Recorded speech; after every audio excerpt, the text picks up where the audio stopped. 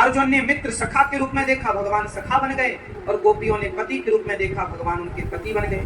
भगवान किस किस के पति है? कौन है आपके पति? राक्षस? महाराज जी हमारा वाला तो एक नंबर का राक्षस है।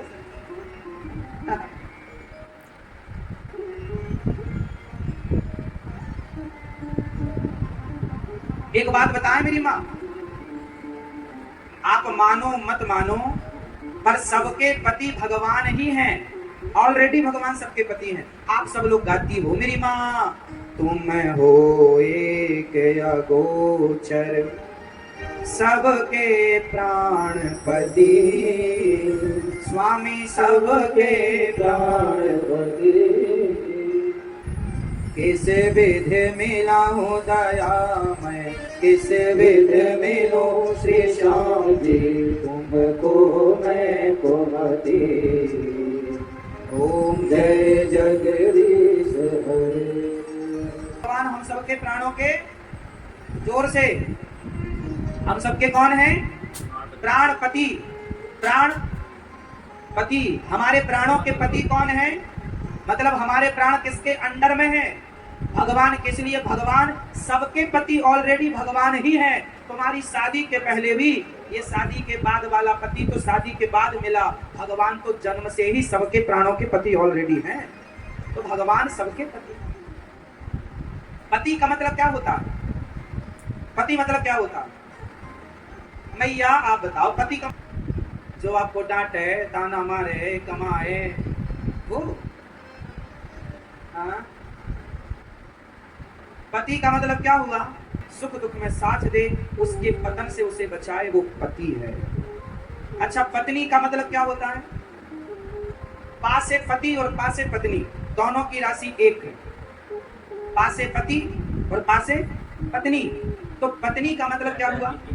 जो पत्नी अपने पति को पतन से बचाए, जो पत्नी अपने पति को नरक जाने से बचाए, वो पत्नी पत्नी कहलाती है। जो पत्नी अपने पति को ऐसे गलत काम करवाए, पति से, पत्नी बोले अपने पति से जी अपनी माँ को छोड़ दो, अपने बाप को छोड़ दो, तो तुम्हारा पति यदि अपनी माँ बाप को छोड़ दिया तो नरक जाएगा, और तुम नरक ले जाने वाली हो तो फिर पत्नी नहीं हो, दुश्मन हो। पत्नी वही जो पति को पतन से बचाए, नरक से बचाए, यही है पति पत्नी का संबंध, सही मार्ग पर चलना और चलाना। तो भगवान सबके पति हैं। अच्छा बताओ, जो रक्षा करे वो पति है, हाँ या ना? रक्षणे धातु है ना, पारक्षणे, तो जो रक्षा करे वो पति। तो भगवान भी तो सबके रक्षक हैं, इसलिए भगवान सबके पति है, क्योंकि वो सबकी रक्षा करते हैं। सबकी रक्षा कौन है? तुम जब माँ के पेट में 9 महीने थे तो तुम्हारी रक्षा किसने की? किसने ठीक ठीक तुम्हें बाहर किया? भगवान। इसलिए भगवान सबके रक्षक हैं, इसलिए पति है। पति का अर्थ विशेष है, इसलिए समझो। तो भगवान ने गोपियों के संग जो रास रचाया, ये लीला कौन सी थी? तो चलो बताओ, रास का मतलब क्या हुआ? जोर से, रास का मतलब क्या था? मिलन। किससे मिलन? भक्त और भगवान का मिलन। जैसे कोई स्त्री मन में भाव रखे और कृष्ण को पति के रूप में चाहे, मीरा की तरह। मीरा की तरह ना जाने कितनी स्त्रियां हैं जो कृष्ण को पति के रूप में प्यार करती हैं। इन सभी स्त्रियों को भगवान किसी ना किसी जन्म में अपने उस रास में सम्मिलित करके उनकी कामनाएं पूरी करते हैं, उनके मन की इच्छाएं पूरी करते हैं। भगवान सबकी इच्छा पूरी करते हैं।